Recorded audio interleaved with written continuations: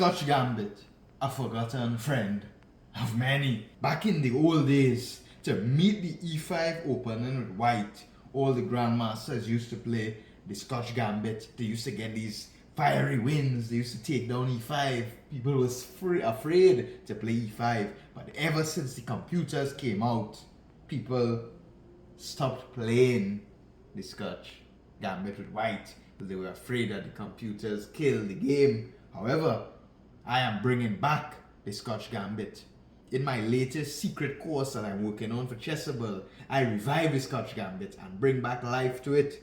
So let me show you here what's going on. So white plays e4, black responds pawn to e5, everything symmetrical here, nothing serious in the center. White develops the knight. The knight here immediately puts pressure on the pawn, and black decides to play knight to c6.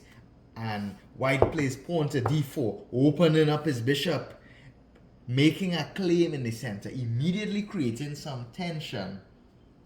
Black captures the pawn, and now instead of white recapturing the pawn, he brings his bishop out to c4, and this characterizes the Scotch Gambit. And in my course that's coming up, I deeply dive into bishop c5, and here we're going to take a look at knight f6, which is a characteristic Scotch Gambit. White continues pawn to e5, attacking the knight. Black pawn to d5, a strong counter attack. So if we take his knight now, he recaptures our bishop. Bishop to b5, pinning the knight. Knight e4. So all of this is standard for you chess fans out there. You know already everything that's going on here. Knight takes d4 is played, attacking the knight here. Black defends the knight. He has no choice. We give our bishop, and black gets his double pawn structure.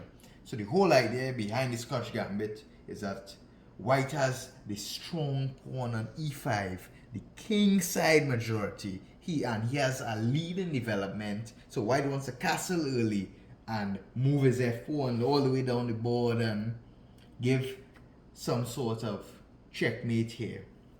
So white usually castles here.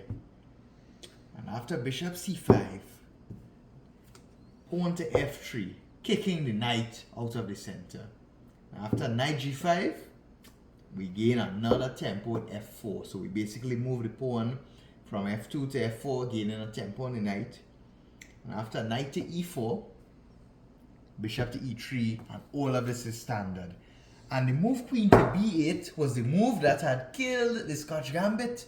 The computer shows this move, and people stopped to play the Scotch Gambit, and no chessable author, no chess player has been able to find a solution except for me. In my game against an international master here, I prepared the move that I'm going to recommend in my course. Queen to d3. Gambiting the b2 pawn.